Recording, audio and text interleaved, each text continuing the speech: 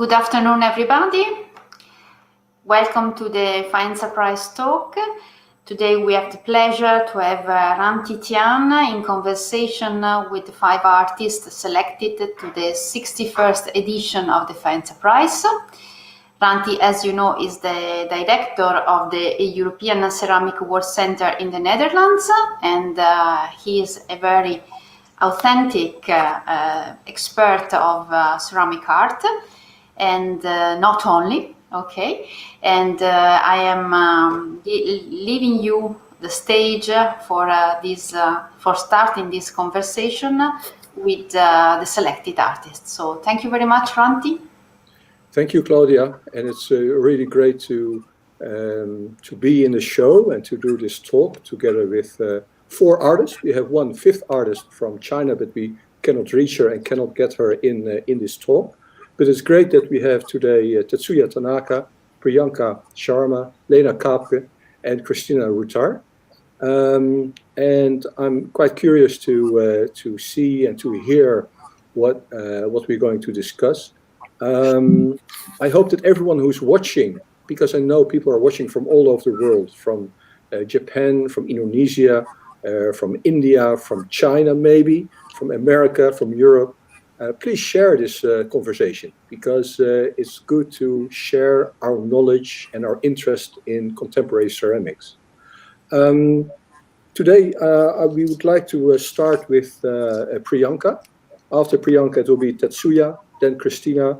Then we have a look at the work of Binji too, and then we finalize with Lena. Shall we start with Priyanka first? Priyanka, I would like to give you the floor. Hi. So, I think you're from India, right? Yes. Yes, I'm based okay. in India. And you studied at Royal College of Art? Yes, I studied, did my master's in ceramics at Royal College of Art from 2015 to 2017. Okay, all right. I think you also prepared a presentation. Yes. Shall we start with it? Yes, absolutely. So before I go and talk about my ceramic practice and my work that I had presented for the Faenza Prize, I thought it would be nice to give a little overview of my work and the different kind of practices that I work in.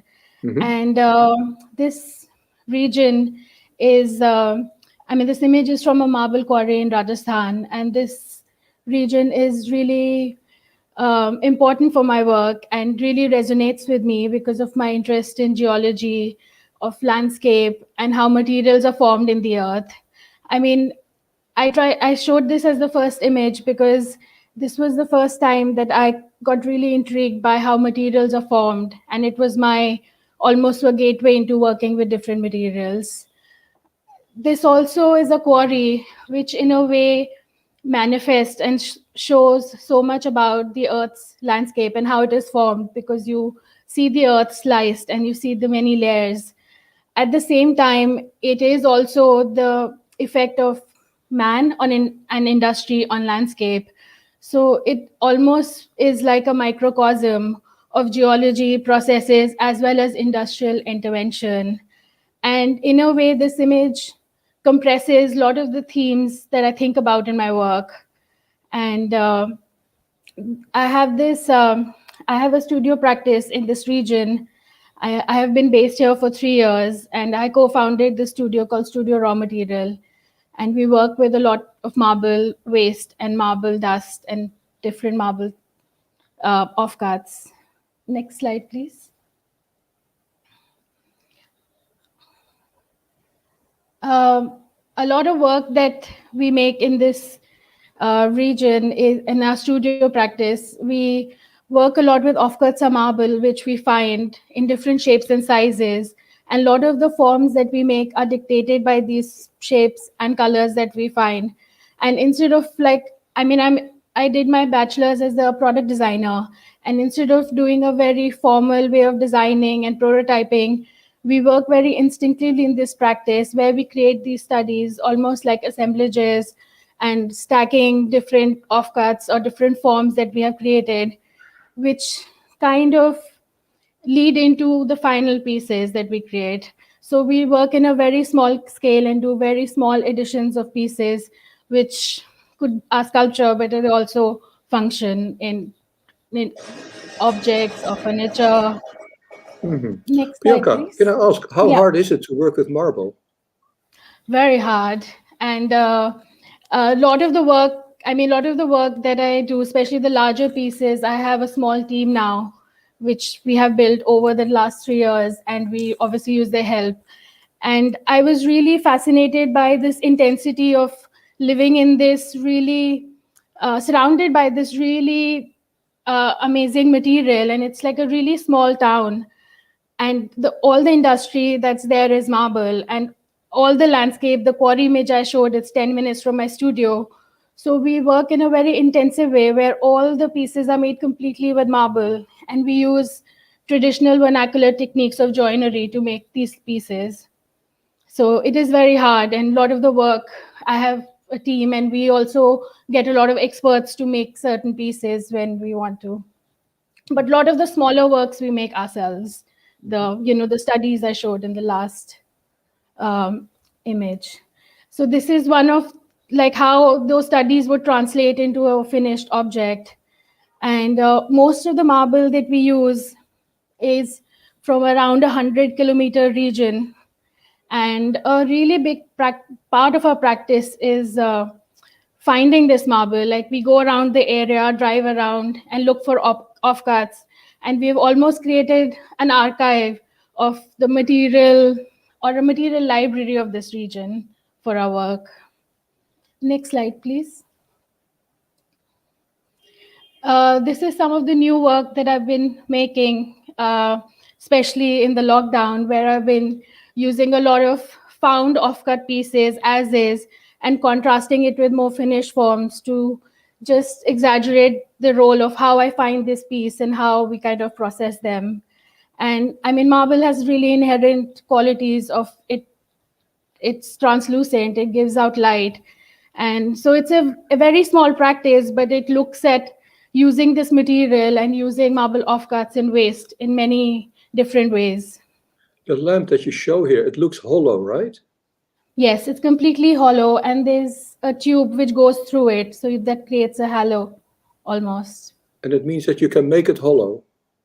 Yes, it's done on a lathe machine, like, and it lathes out into like a hollow form.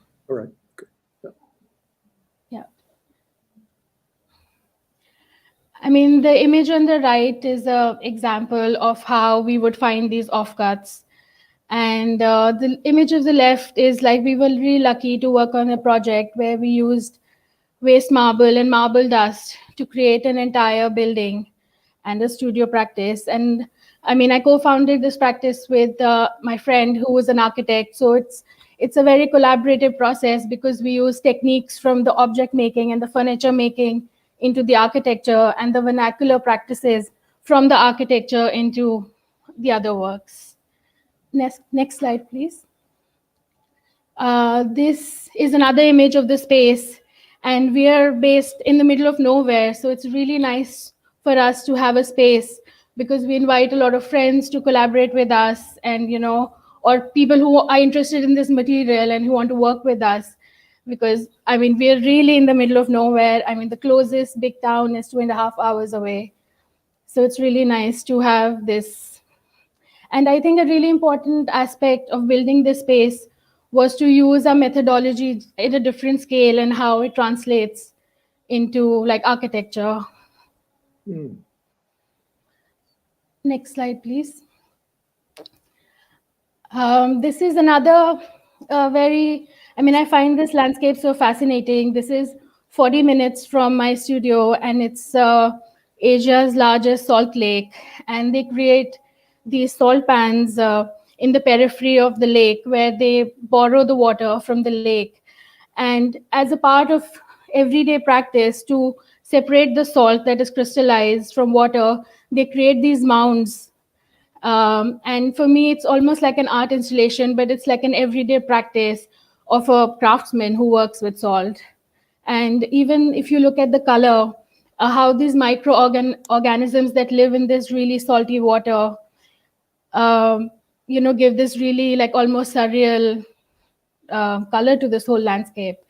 And if you look far into the image, there's this really humble dwelling in the background. And for me, this is a very important inspiration. These various factors that I've talked about in this image really inspire me in my work. Next slide. And now we're slowly going to the ceramics. Yes, we've reached ceramic. I think in 2015, I had already started working on my own studio, and I wanted to take some time to think about my practice and what are the techniques I want to work with and what are the materials I want to work with. Because as a designer, you work with a lot of materials, but I wanted to work on something which I can make myself and to have a more tactile relation with the material. And I decided to do my master's at the Royal College of Art. And a lot of the work that I created there, I was looking at a lot of natural processes like sedimentation, accretion, erosion, to make these studies almost, to create a vocabulary of clay itself. I mean, clay is a very elemental material. And I worked on these processes which almost are like action over time. So it's like a repeated process which would create a form instead of me dictating a very sculptural form. Mm-hmm. Next slide, please. Yeah, because I think I was very new to working with clay. Like I had worked with it before, but not in such an intensive manner. I had a lot of breakages, like you see the slide on the left.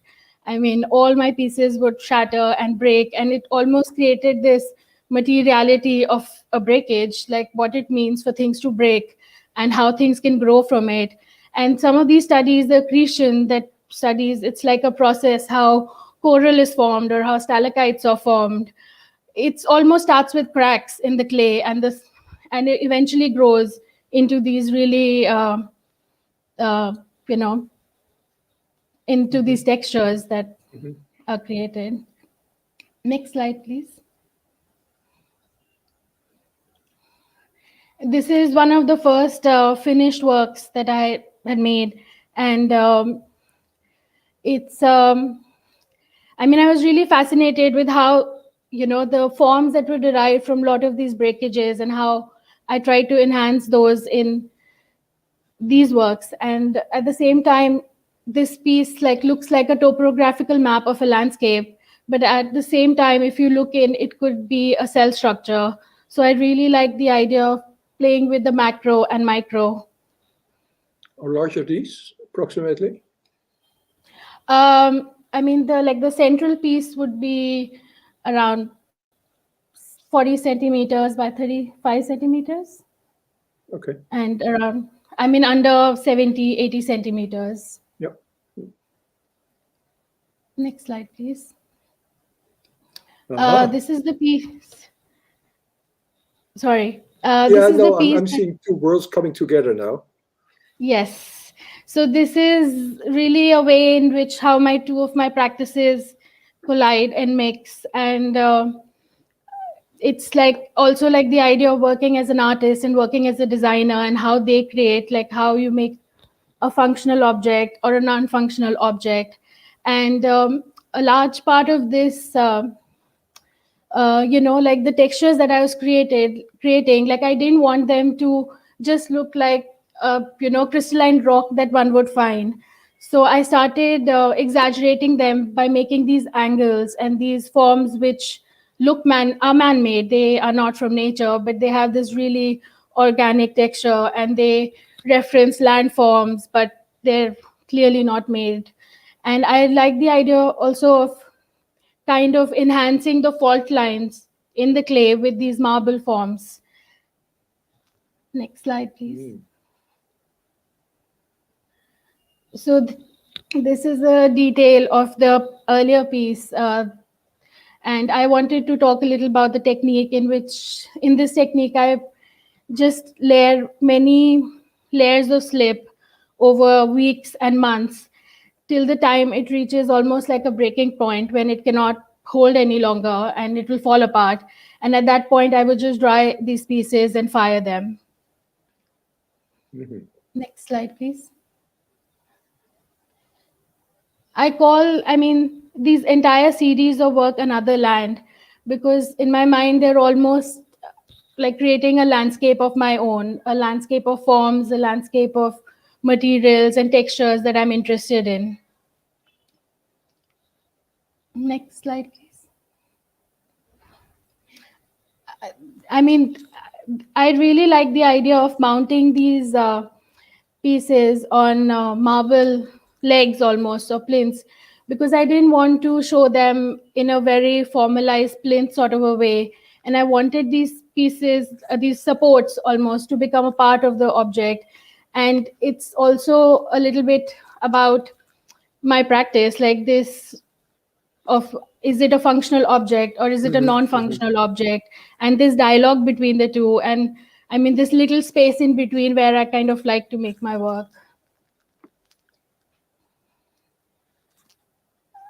This is Yeah. a detail of one of the pieces.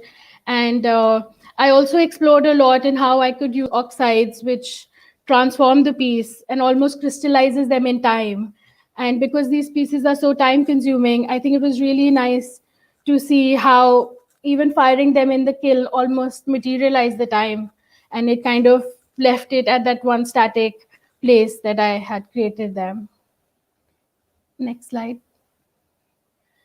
um, this piece, I mean, you know, it was quite interesting because one of my tutors at the RCA, she, Alison Britton, she had started naming a lot of my forms, like giving them little dog names, because she saw them as these little creatures residing in this imaginary landscape that I had created. So I Mhm. started calling this piece Tufo, which means volcanic rock in Italian, but also it could be like a very cute pet name. Tufo. Tufo. Okay, that's nice. Yes. I think we're going to your last slide, right? Yes, yes, absolutely. Okay. Ah, And this again, the same. I mean, this piece really encapsulates the tension between my two practices, the one as a ceramic artist and one as a designer. And they converge sometime and sometimes they don't. And I kind of really like this middle place that I function in, which is functional but also not functional, because this form clearly references the table, but it's not functional. Yeah, thank you. This is yes. Well, just, thank you very much, Priyanka. thank you. I think you gave a very clear presentation with wonderful images. And Thank it's you. also so nice to see that you're on the border of different fields. I mean, as you Yeah, explained, as a designer and as an artist and a ceramist. And it's great to see all these different worlds coming together in your work. thank you. Thank you very much. Thank you. I don't know if there are any questions. I forgot to tell our beholders, if you want to ask something, please do so. And you put your question also on the table. Priyanka, thank you. And Thank let's go you. to Tetsuya. Tetsuya, are you around? Yes, Hello. you are. Hi, Hi. good to see you again. Yeah. Long time no see you. Long time no see. Yeah. I see Yeah. are you in your studio right now? No. That's my bedroom. Yeah. This is your bedroom. Yeah. And you have in your bedroom a work of art at the back. Hmm? You Ah. have a work of art over there. Yeah. I prepared my works for Okay. this interview. Yes. All right. Please start. That would be good. Yes. My first series, Ku series. This name from Japanese kanji character Ku. It means sky or empty. These works image from something flying object in the sky. And for over 10 years, I'm making ceramics work that were combined with metal. These works looks like a metallic product, but main material is ceramics. and only a few parts are real metals. This is Ku Kinmirai Nostalgia. This work is over 3 meters. I exhibit it at the Biwako Biennale, that International Contemporary Art Biennale in my hometown. I exhibit it in Old Japanese House. Recently in Japan, exhibiting contemporary art pieces in traditional space became trend. And next, please. Okay. This is one of another series that's called Thinking on the Wall series. In this series, I combine ceramic and metal thing also. I use the motor head of grinder in this work. You can see the right side of this works. Sometimes I use scrap thing in my work, like a grinder, head of the grinder, right? Next, please. These are T-wares. Yes. I'm making functional art pieces also. Japanese post-war modern ceramics artists develop ceramic sculpture from functional objects like flower vase. In our generation, there are ceramic sculpture already.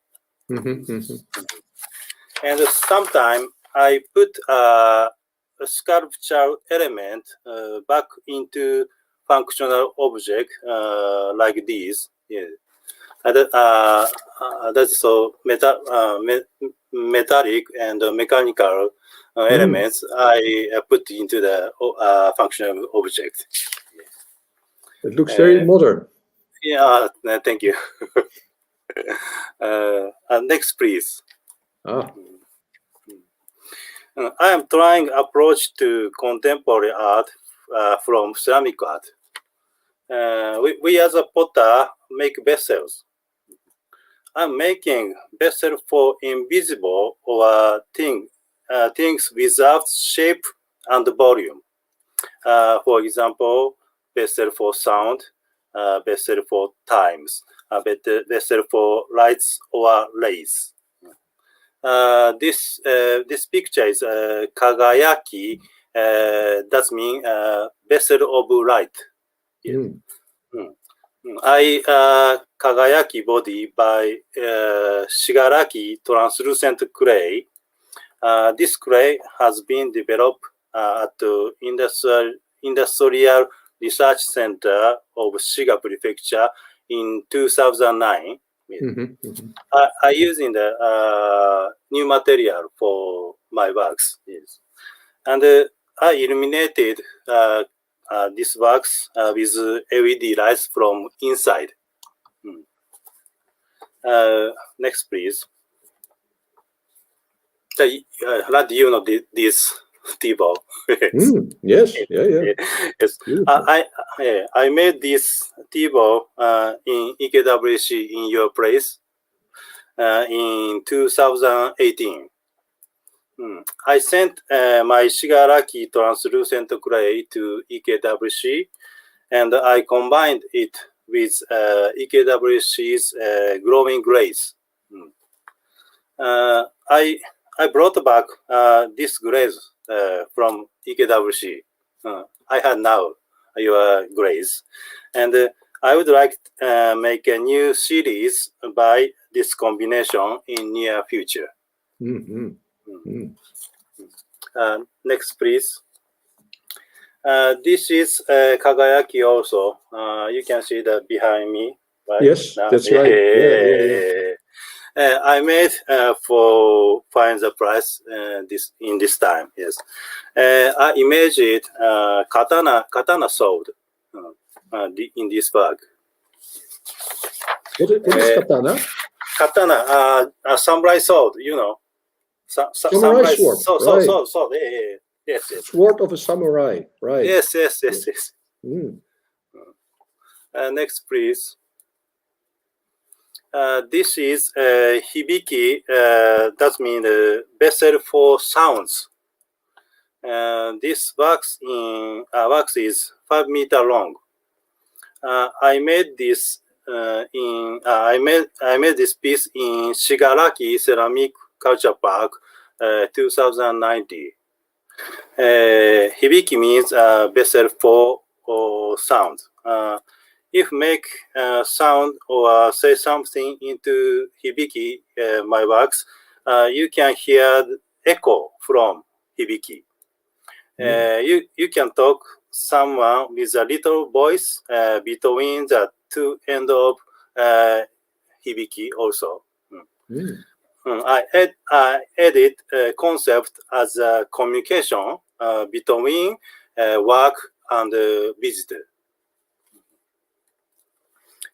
Next, please. This is kageki. Kageki means vessel for view or landscape. Yes. I made this concept work in Gime, South Korea, Clay Arch Museum. Yes, right. In 2019. Yes. I made 8 ceramic pieces and combine it by bolt and nut to circle shape. And you can see a beautiful view or landscape through my work. I will continue this concept, and I hope I will make and install these works in over the world. And I hope never changing, beautiful and peaceful view or landscape that we can see through my works. Great. Thank you. Next, please. This is new series. This called Toki. Toki means a vessel for eternity. Yes. These works are latest my work. Yes. I'm burning leaves, flowers, insect, and etc. With Shigaraki translucent clay. Some of them burn out during firing. Some of them become ash and become glaze. I think photographs are fixing time in 2 dimensions. These works are fixing time in 3 dimensions.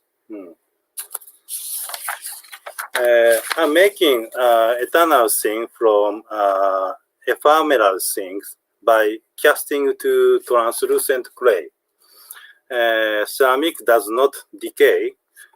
Ceramic can keep this shape and color for almost eternal. Yes. That's it all. Thank you. Okay. Yes. All right. Thank you very much for your talk. Thank you very much for preparing it so well for us. I'm not so skilled in English as I prepared my. Yeah, that's good. That's good. Yeah. So thank you very much for your talk, and I think I will leave it for this. And I see a message of Nicola Boccini, and he says that he loves your work, Tetsuya. So okay, let's go and have a look at the work of Christina Rutar. Kristina, are you in the neighborhood? Yes, there you are. Good. We're having some exciting talks today, and I'm so happy that we can discuss your work because you're also doing many things. You were also active, but I think you're not going to show that in the world of printmaking, I think, how you call it. Yeah, printmaking. And by the way, I read a beautiful interview with you in the magazine Art Habens in 2015. A great That's magazine. an old interview. That's a Yeah. very, very old interview. I actually don't do printmaking anymore. Okay. Only when it comes to functional ceramics. That's when I try to bring my printmaking into ceramics.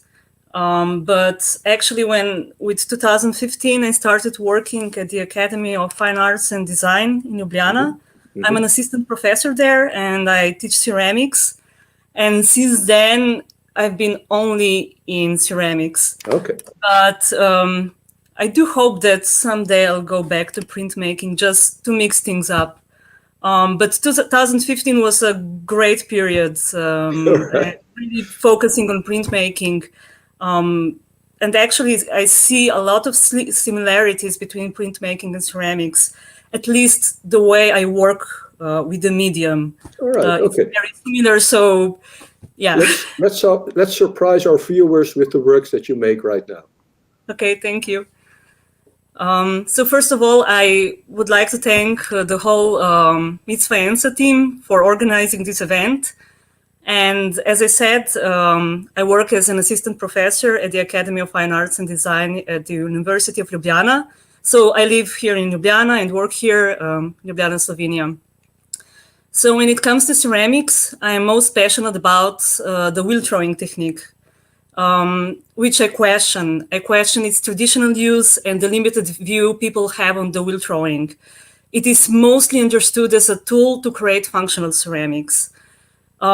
Personally, by limiting myself to this technique, I feel the freedom of expression, and I feel that I'm on a never-ending research of the technique's possibilities. It's similar to my printmaking process. So here, the first photo shows my diploma work from 2013.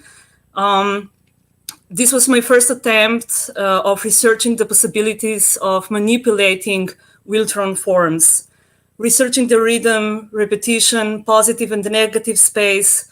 With that, I tried to build dynamic forms in association to the human figure, which is often the main motive of my work.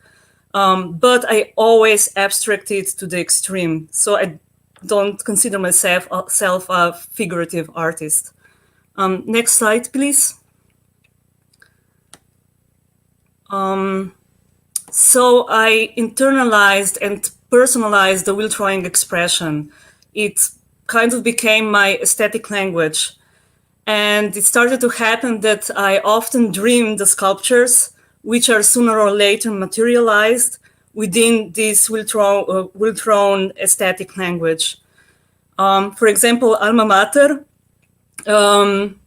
this image was visiting me for a very long period of time, and it only stopped appearing to me in my dreams after I materialized it. Usually I have visions during dreaming in silhouettes, so it takes a lot of time sketching, thinking, resketching, researching to find the form from my dreams and to understand its context. Next slide, please. So this is probably my biggest project so far. So on the origin of species, here I planned a site-specific installation, which consisted of 4 different spaces. I created a narration about evolution, growth, expansion, diversion, but also about fragility and the value of life. This is the first room, which was dedicated to the earliest form of life and to the process of cell growth and cell division. Next slide, please. So here are a couple of the details from the first room. I'm very interested in combining different materials. Sand, in this case, was used as a material that leaves human traces, displaying the impact of the human presence in a space. Textile, on the other hand, as a material that offers isolation, safety, intimacy. Next slide, please. Sorry, the image on the left. Sorry? The image on the left, that white. I hear an echo. Sorry. Can we go a slide back? Yeah, sorry. Yes, that one. On the top? Yes. What's the white color? It's not a glaze. Is it? It's not glaze. So here I used stoneware, but then I wrapped it up with porcelain, with textile poured over porcelain. And then I wrapped the whole piece with the porcelain, fired it, because I wanted to get a very crackling texture, like showing the expansion of the form. So this was the texture that I was searching for. Actually, I rarely glaze my works because I don't like this glazy surface over the clay. I like the roughness of clay. It's more primal. For me, it's more touchable. For me, it makes a better contact with the person one-on-one. If I glaze my work, I feel that it's like an obstacle between my sculpture and the viewer. But that's just like my personal approach towards my forms. Next slide. Thank you. So this was the second room, and it shows the embryos in growth. So they are in a more developed stage. Next slide. So here we can see more details of the setting. And as I said, my works are not glazed. I prefer isolating my sculptures with the textile rather than with the glaze. I mean, I respect people using glazes in their work, don't get me wrong, but it just doesn't, I don't feel it works with my sculptures. Yeah. Next slide, please. So this was the third room, which shows that the empty nest. So the beings of my imagination have left their nests. How they look and how they evolved is unknown to us, as is unknown our own future. Next slide.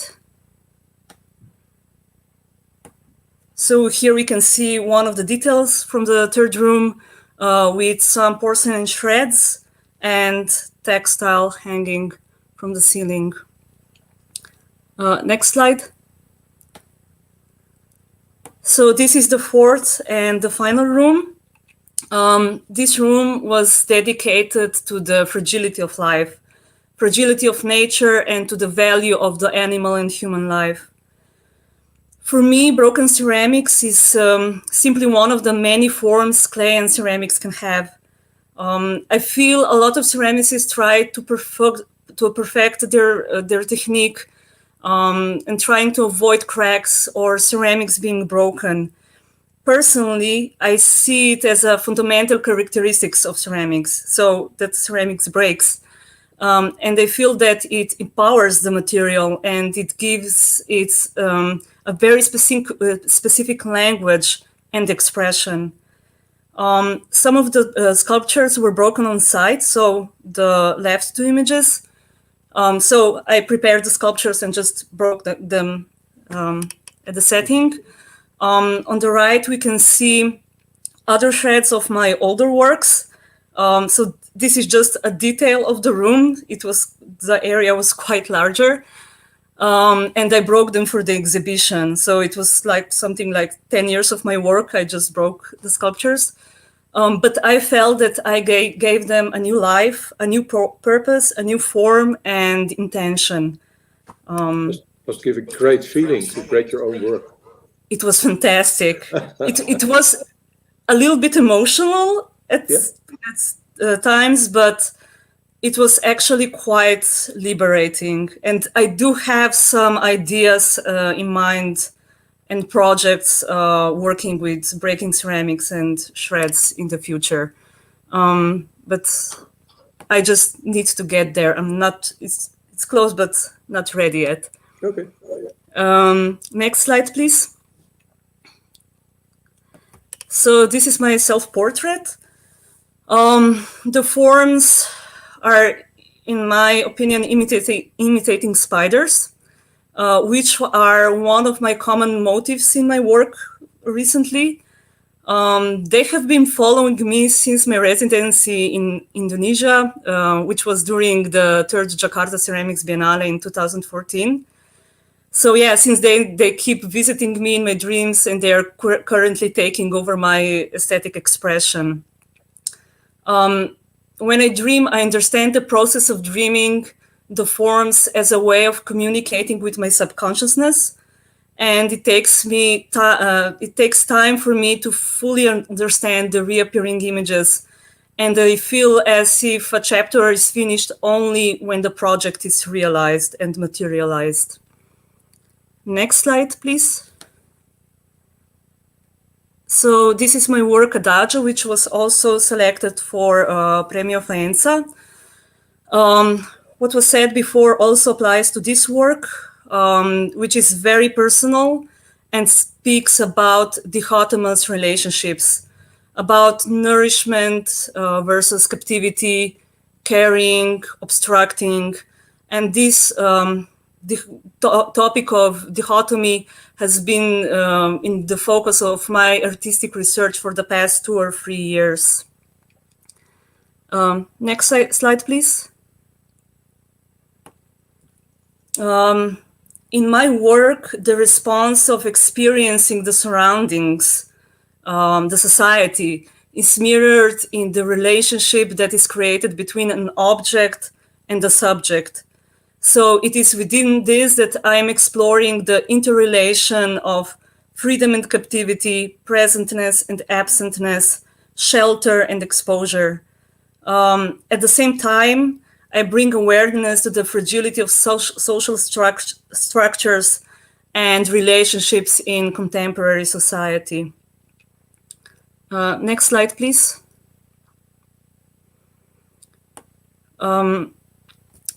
So when I talk about wheel throwing, I try to see how far I can go in building the forms. What are all the possibilities and potentials of wheel throwing? A wheel thrown form is nothing but a building block for me, where I can play with its convexity and concavity, and it gives me an opportunity to research new forms and their meanings. And it's very challenging for me to find new ways, and it forces me to think outside of the box.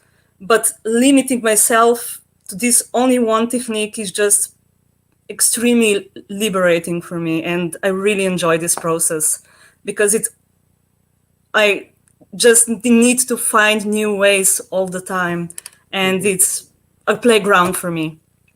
Next slide, please. So the last 3 images were from the series A Moment Before. And in this series, the sculptures built a timeless movement that never really manifests. We are thus placed in a very specific moment that sprouts from life and the potentials of possibilities that are interpretatively open and variable. Next slide, please. So I was talking a lot about dreaming and subconscious, but the last 2 images show the absentness of dreaming. So in the last 2 years, the images which I understand as archetypes of subconsciousness stopped appearing to me during dreaming. So feeling lost in the black void of my mind, I tried to capture the feeling and absence of dreaming images in a form. In this case, clay here works as a frame to enclose the void and to give it a new shape, a new meaning. So anatomy of a void is therefore a process of devising the absence of my mind. Next slide, which is also the last slide. I perceive space as multi-layered, as the negative space of an object, and as the space in which we are present, and as my personal space within society. And I understand negative space as the unseen mass, which fulfills everything and gives meaning to the positive part. For me, it is an independent mass, tamed and expressed through the material world. The negative space is not only considered the empty parts within the form, but also the empty space in which the elements are set in. So the negative space activates the surface and the contour of the form. With that, it gives us a chance to build a narrative within the form and within the space. And with that, I would conclude my presentation. Great. So nice that you conclude or finalize with the negative space. But you brought up so many themes that I think that these 10, 12 minutes are much too short, but at the same time, I think many people all over the world will get interested in your work, Christina Rutar. Thank you. Thank you very much for this presentation. Thank you. And I hope we'll meet one day and talk further about what you're doing and the way that you're thinking. I would enjoy that. Thank you. That would be nice. There's also a compliment by Kate Haywood. So, yes, you know her. That's Hi, good. Kate. All right. Okay. And I would like to show some work of Binji too. She cannot join us today, but she also sent some beautiful work, which is a group of flower vessels. And her inspiration comes from the kaleidoscope. And she uses the prism to form these beautiful patterns through the reflection of light. And if you take any one of the 20 parts of a vase and clip them together with 2 mirrors, you can see a complete vase through repeated copies of the mirrors. And that's a little bit the way that she made these vases. I'm sorry we can't talk with her, but hopefully next time we can find opportunity to meet and talk with Binji too. I'd like to go further and let's ask Lena Kaapke to the show. Lena, are you around? I'm sure you are. Yes, there you are. I'm very curious to see what you're going to show us. I know that your oeuvre, although you're also one of the artists under 35, is becoming slowly quite epic, quite large. And let's see what you picked for us. And the floor is yours, Lena. Yes. Hello, everybody. I'm an artist based in Kiel in northern Germany, and I'm used to work with different media depending my aimed expression. But my most important field in my artistic practice is ceramic, and it's also my most important interest. And my projects always connect interdisciplinary questions and topics, but which always grow from really personal interests, observations, or experiences, which I then like to explore and research artistically. Thus, my work is formed by installative surveys and installative acquirements. And this work is the first work I am going to present you. It's the work which is chosen for Faenza, and it's one work of a series of work which I created to the topic on the manufactured. I made this installation during a stay in Jingachen, where I actually were invited by the EKWC and by Ranti. One of the best known objects from Jingachen is the rice pattern bowl, which is manufactured in the Guangming porcelain factory. Everybody of us knows this bowl, I think, and you can buy them in nearly every Asia shop for around €4. Coming to China, I was really impressed seeing the production background behind these bowls, because all of these bowls were produced by only 17 persons within a process of only 97 seconds. So each bowl in my installation represents one of the 17 masters who fulfill this 70 process steps within 97 seconds. Next, please. So each bowl is stamped with the Chinese name of the worker, in order to give each worker his or her permanent identity through the porcelain material. And also every bowl is marked with the typical cobalt blue line on the edge. And this line is growing as much as the time which is edited to the process through each worker. So together, the bowls are showing the entire production line and process time, which is associated with the 17 people that makes the factory possible. And I think this work shows really well how I like to work and deal with the medium of ceramic. Together with the installation goes an artist booklet, which you can see here. And the artist booklet is showing the faces behind the processes and the faces behind the people which are working in this factory. So I documented for each person the age and also the role in the production line, as well as the starting year when the person starts to work in the factory, as well as the amount of pots this single person has produced until now. Next, please. Which is more than 1 million, or is it more than 10 million? I can't see the number. It was more than 1 million. More than 1 million. Yeah. All right. And their name is written on one of the little cups. Yeah, exactly. This is a Chinese stamp, which you can see in this image. And the number, the red number, refers to the step in the production line. And each of these persons have a specialty, and they only do this special part of the production. Yeah, that's right. So the first person is forming the bowls. The second one is trimming the little food. The third one is then doing the decals and so on. Yeah. Okay. Yeah. Clear. And in addition to that work, but also as an individual work, I published an artist book. It's called Manufacientes, which is Latin and means these who are working with their hands. And it's based on the idea to see the city of Jinggachen in its whole as a porcelain factory, in which everyone plays a role. So the economic actors depend on another.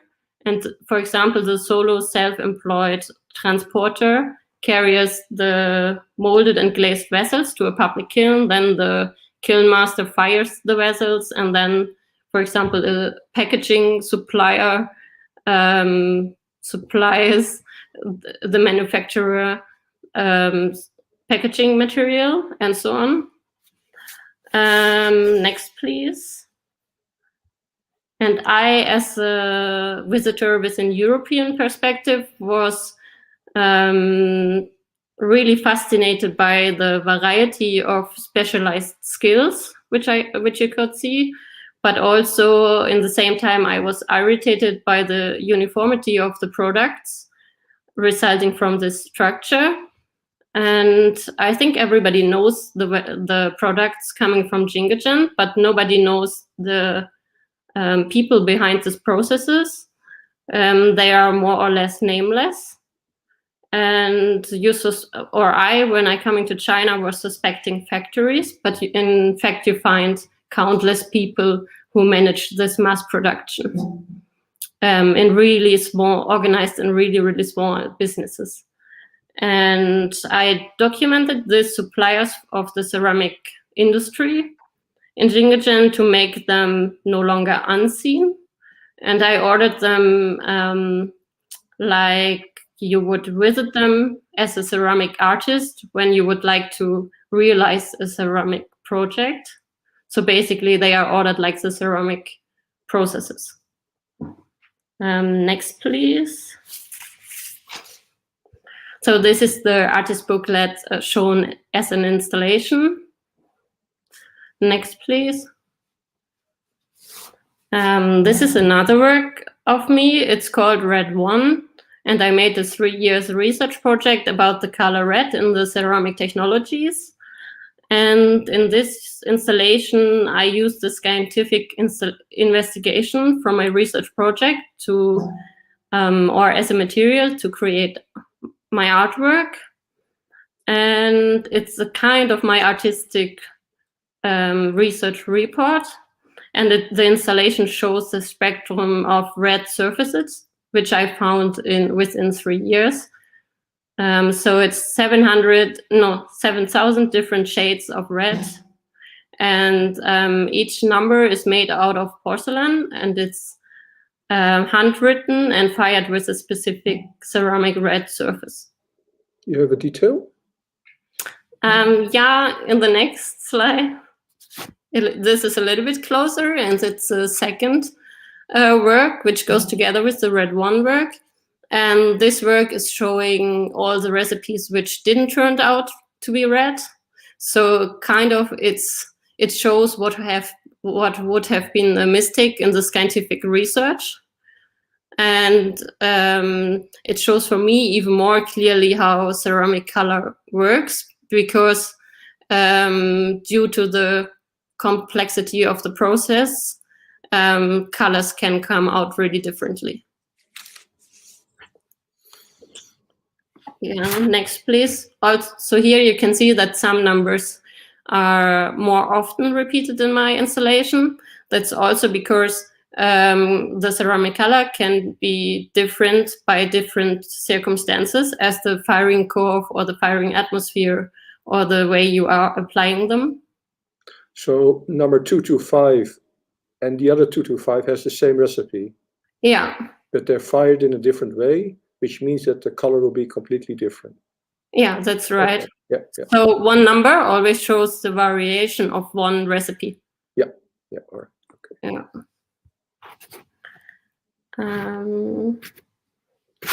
This is another work I developed within my red research. It's called Glaze Topography, and it shows the spectrum of one single recipe fired in different public kilns, also in Jinggajan.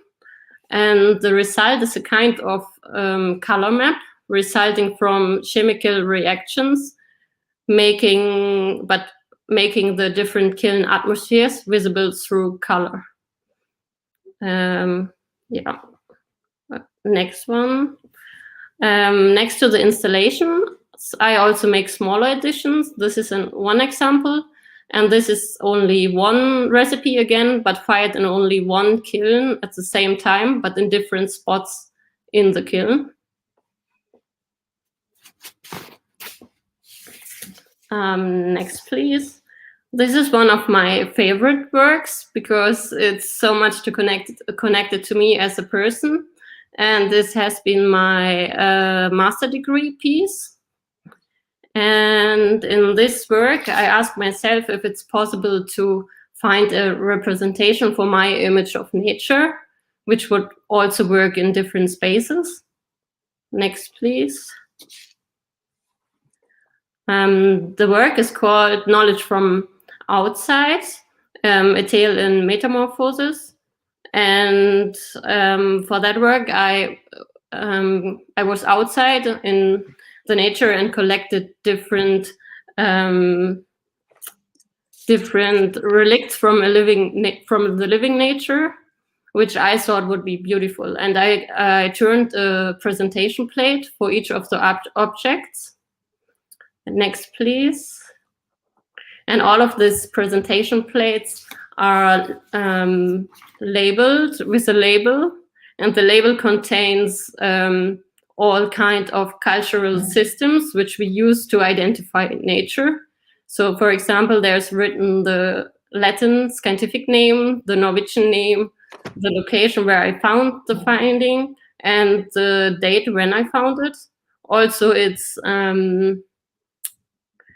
ordered like colors, and the colors from the labels corresponds with the colors from the natural relicts.